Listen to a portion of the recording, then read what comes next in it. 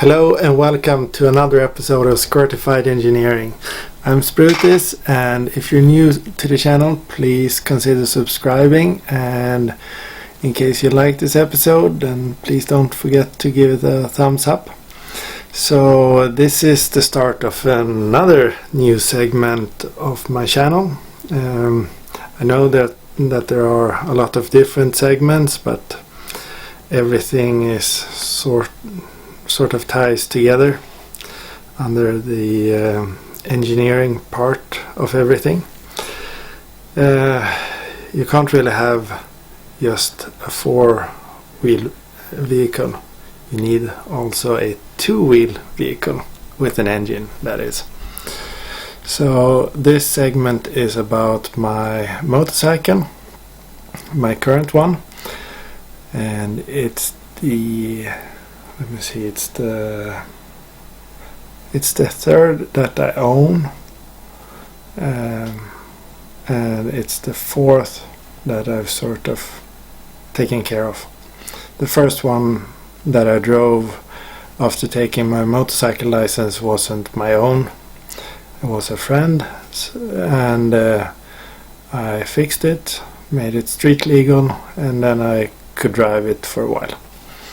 And eventually I got my first bike, BMW R850R from 1995. After that it was the Kawasaki ZX6R 600, which I converted to fuel injection. It got stolen, and I still know who stole the bike, but and the police does also, but yeah, the laws are stupid here. Anyway, I moved on and got the follow-up model.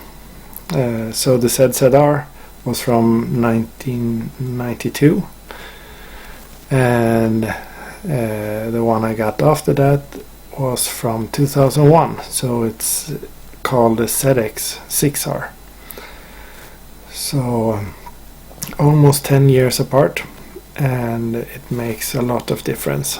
Wider rear tire, better airflow over the fairings,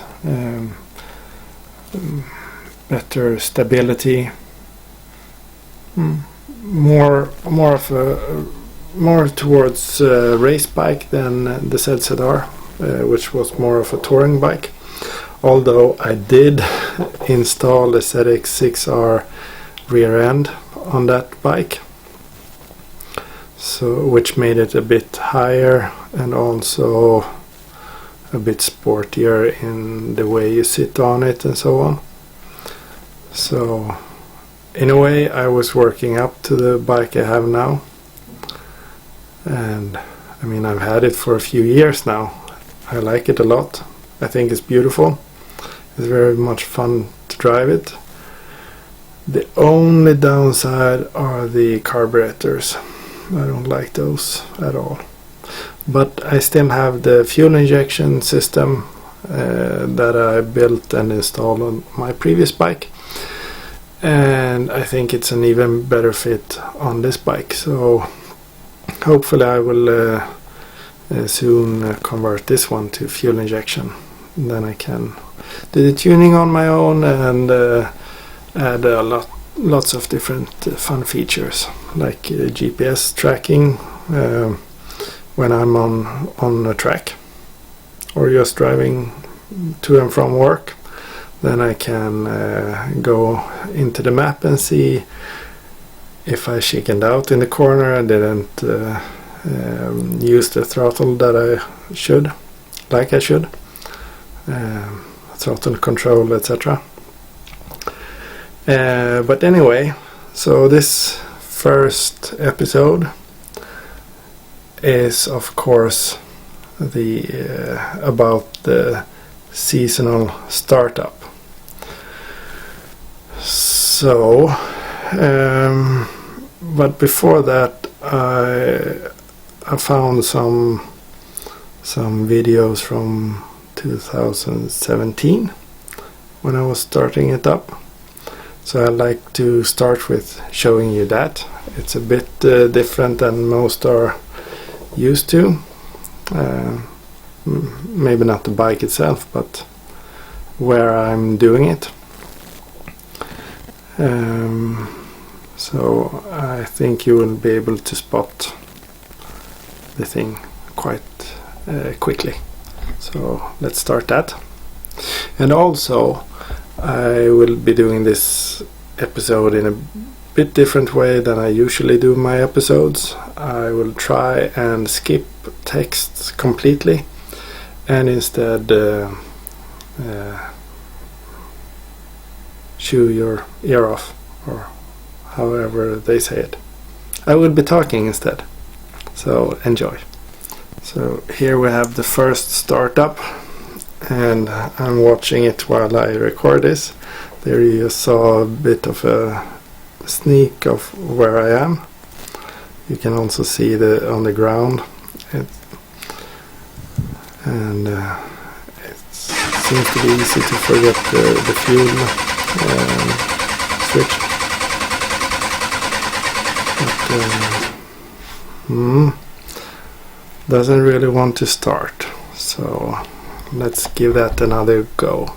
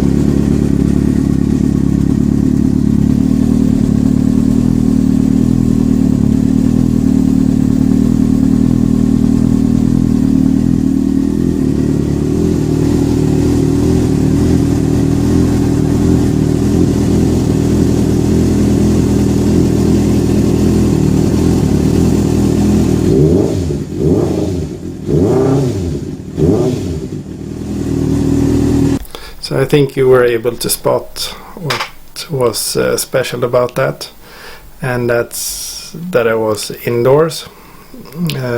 So this footage is from April in 2017. So in the beginning of that month I returned from Graz, Austria, where I had been working for 6 months. And while I was there, I didn't want the bike to neither stand outside nor in a cold garage. So I actually stored it indoors. I drained the carburetors and so on before that, and perhaps that's why it was a bit hard to start. And then I cheated a little and started the engine off camera.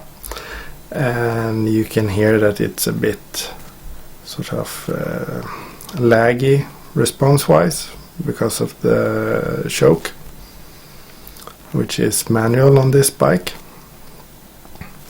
And you can see that nice orange color, and that and the mileage at this point is 40,000 something kilometers. So I guess that's okay for an old bike. For me it's very modern because of what I was used to drive. So after that clip I let the engine stay running to warm up fully, because well, you always need a few revs. So let's look at that.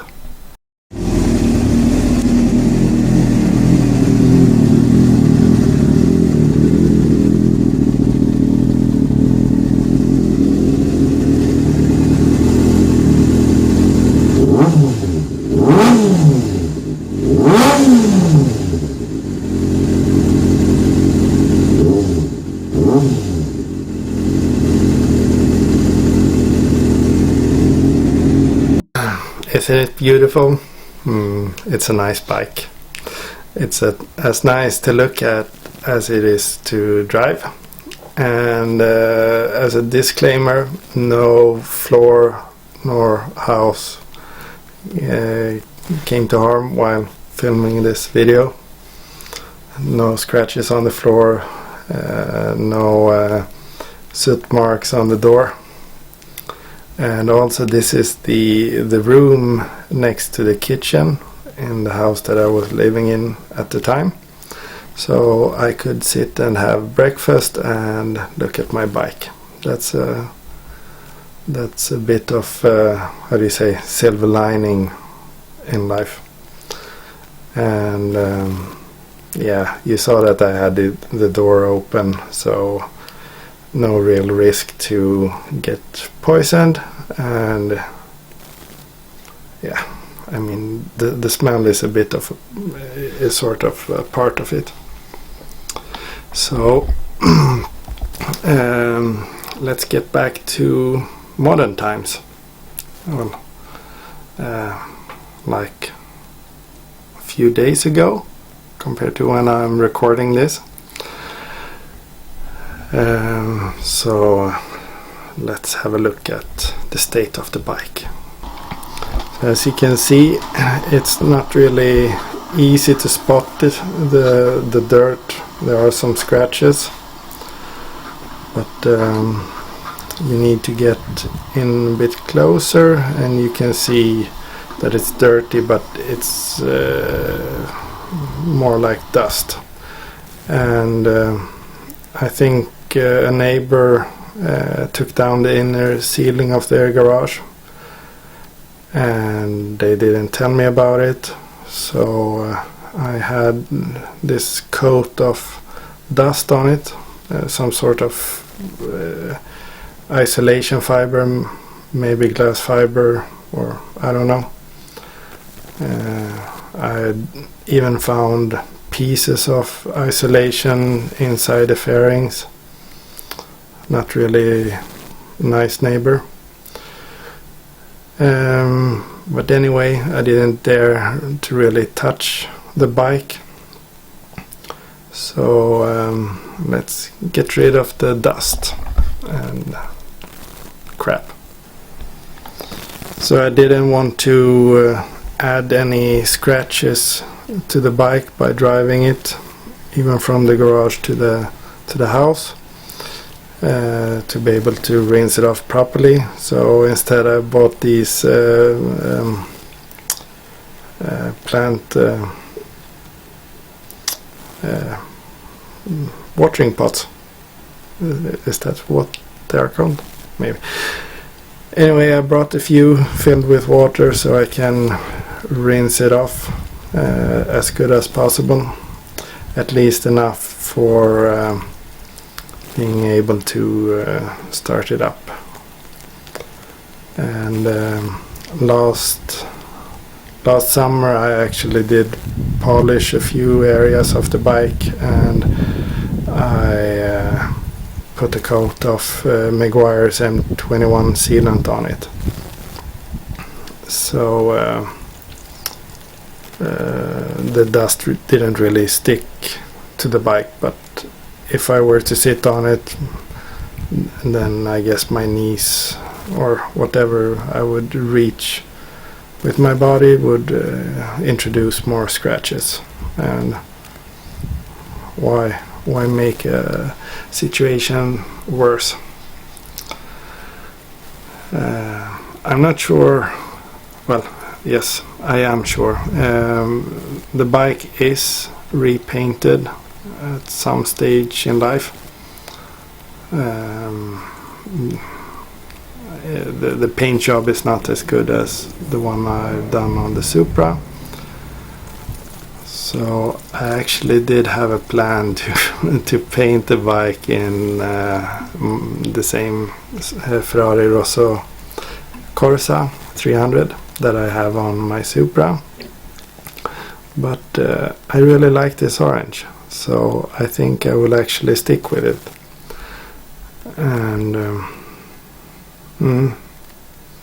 Maybe that's a project for the winter.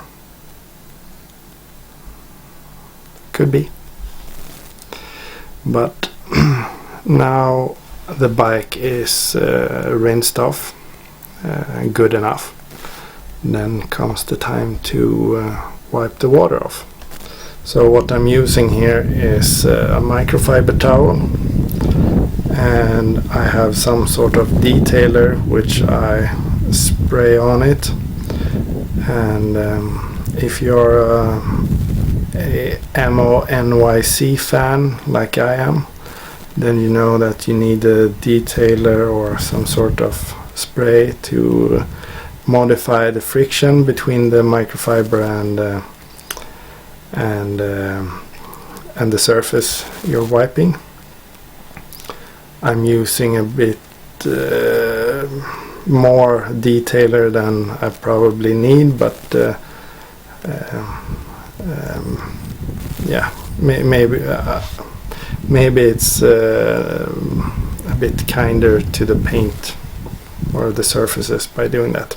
That's what I'm thinking, at least. And also, if you do tribology, then you also know about the friction modification. But yeah, and I think no, it's about to rain. I think it has started. I can't really see. But what don't you do for your vehicles? And also the need to drive it. So what don't you do for yourself? I want to be able to take the bike to and from work, so I need to start it up and test it a bit. That's why I'm doing this. It's been standing since the fall, so more than 6 months. So it's needed. So the next step is to put back the seat and start it up. So I'm trying to figure out how to put the seat back, and eventually I figured out that I need to remove the passenger seat in order to get the driver's seat to seat fully. And what I removed there was my homemade seat tie down. Just a piece of steel and a screw. So yeah, need to adjust the pants a bit.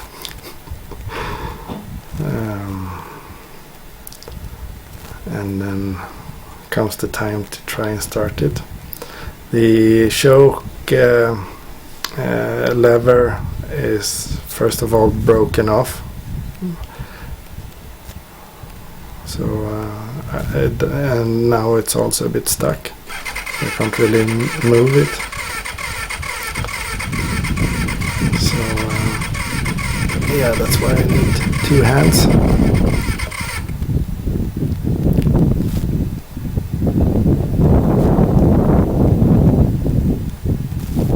So it's always a really nice feeling when you get it started, especially the first time, making sure that everything is okay.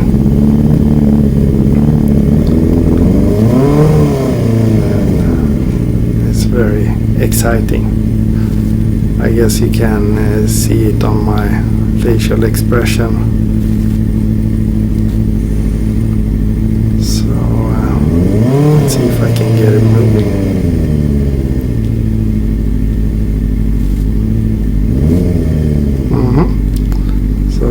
It drives under its own power, and this is the first time I'm driving a bike since last fall,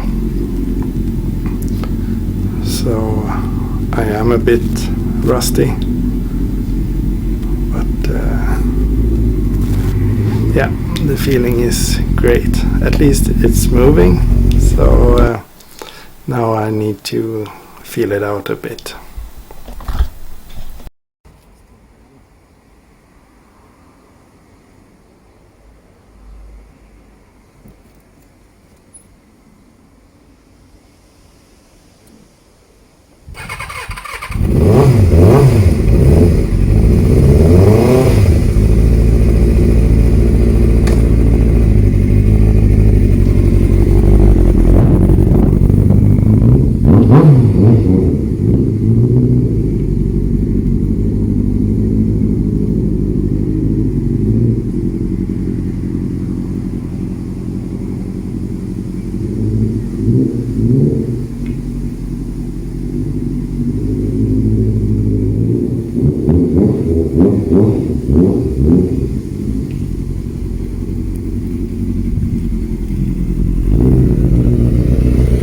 So it seems like I'm always a bit shy when I'm starting up a vehicle like this.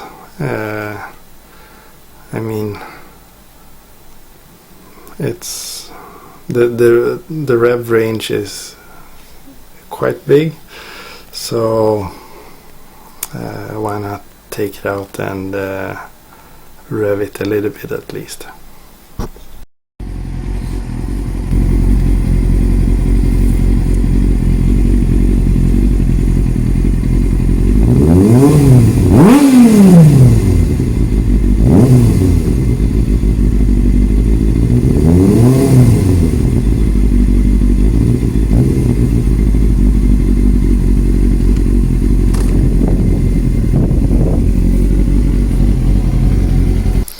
Just a quick small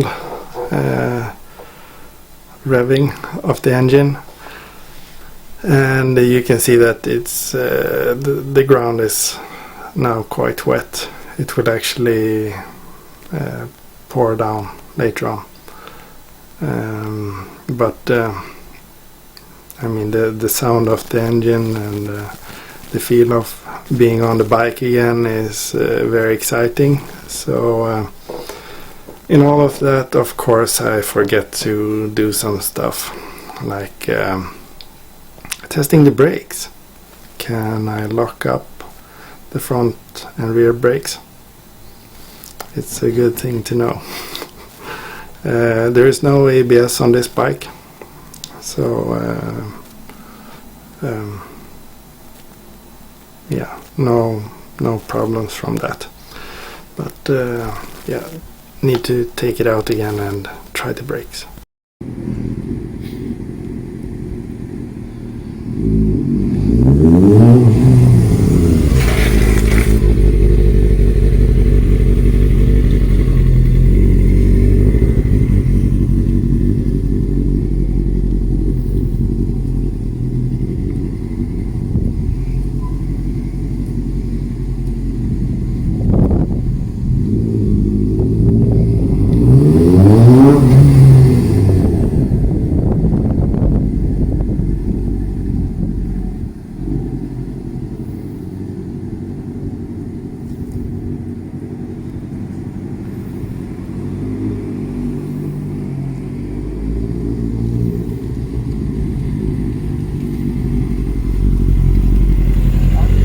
So again, I'm a bit shy, so you can hear me locking up the rear brake at least, and the brakes are fine.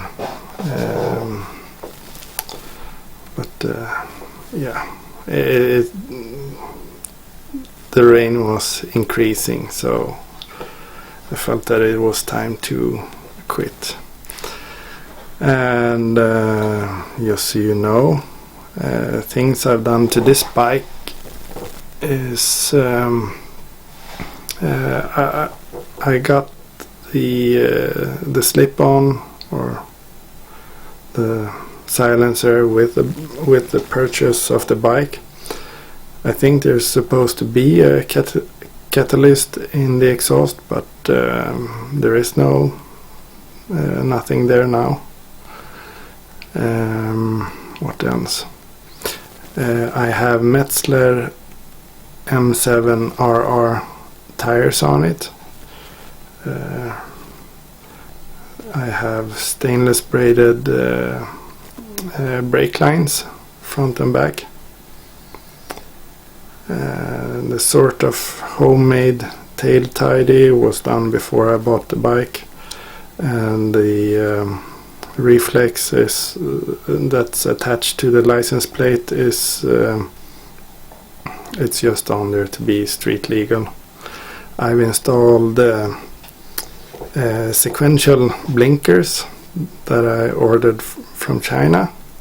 I also replaced clutch grip and brake grip with Chinese stuff, but I mean, it's just a piece of metal and they are manufactured to the right tolerances, so they work.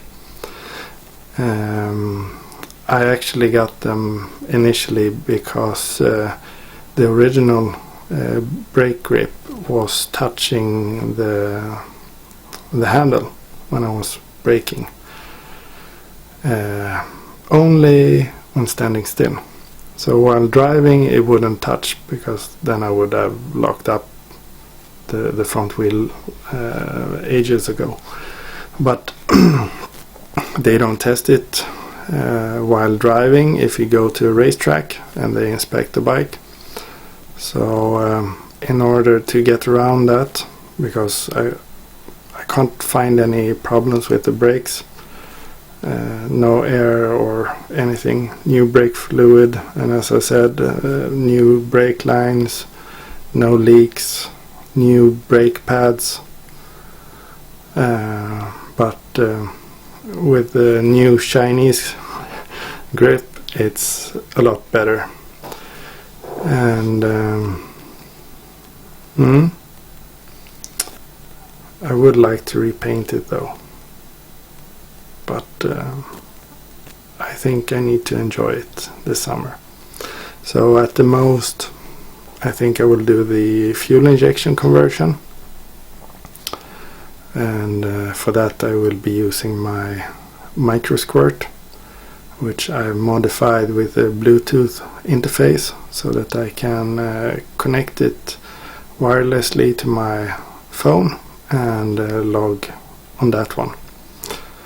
Initially I had a serial cable coming from the ECU, and then out, and I had a backpack, so I had the laptop connected via the cable, and I had the laptop in my backpack. Not the best, but it worked. It's a lot easier with the mobile phone, and then I just drop the files on my laptop and analyze them with Megalog Viewer. But if there is anything special you're wondering about my bike, anything special you want to see, also I have replaced the drivetrain, so front and rear sprocket.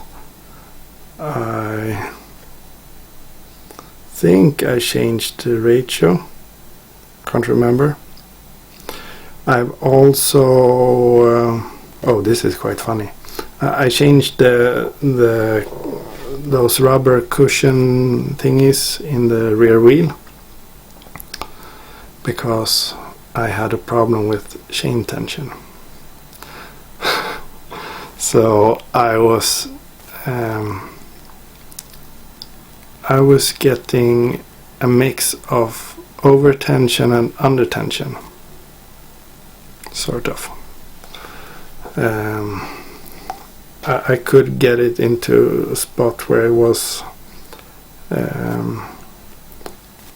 okay, but not really perfect. And in Swedish we say nojig. I'm a bit overly careful sometimes, so For example, with locks, I go and check them for several times. And with the bike, I don't really like to rely on it standing still just by being on the stand.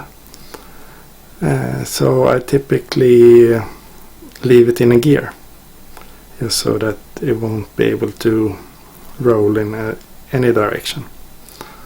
So I usually do that when I stop the bike. And if you check chain tension when you have it in gear, especially if it's preloaded, then it's not good. You won't get the correct measurement. So yeah, that was a bit stupid. But anyway, I didn't. The condition on the old sprockets wasn't great, so I mean, it didn't hurt to change it out. And the chain is, I would say, it's a safety part. I mean, if you can't really vouch for the condition on it, or the history of what it's been through, then how do you know that it won't risk braking while driving? And I don't want to take my chances. And this time I even bought the special tool for doing the rivets in the chain. Okay, quite a lot of talking. Hope you enjoyed it. If you did, then you know what to do. The thumbs up button. And if you haven't already, press the subscribe button, please. Just so you can stay up to date with all my different projects. And also, if you want to see something special with a bike care, tuning, whatever, let me know in the comments, and I try and follow up on that. But for now, thank you very much for watching. And I already said the typical stuff, so I will continue and say take care, stay safe, and I will see you in the next episode. Bye.